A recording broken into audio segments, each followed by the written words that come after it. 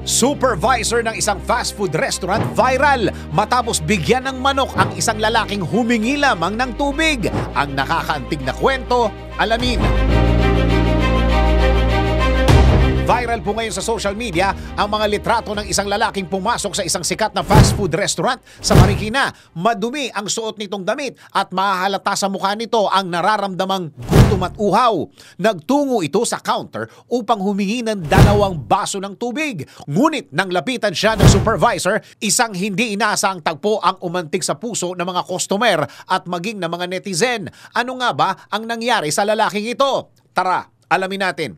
Ayon sa isang nakasaksing customer, tinanong ng supervisor na si Kel ang lalaki kung kumain na ba ito. Matapos sumagot, laking gulat ng lalaki nang bigla siyang abutan ng supervisor ng 2 pritong manok at kanin. Minabuti naman ng isang customer na kunan ng litrato ang pangyayari upang ibahagi ang nakatutuwang kwento sa social media. Anya, tila naging masaya ang gabi ng lalaki dahil sa ipinakita sa kanyang kabutihan.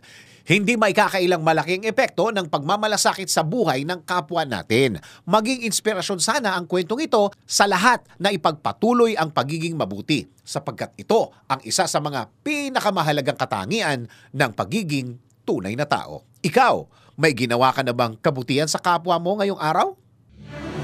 DWIZ Research Report.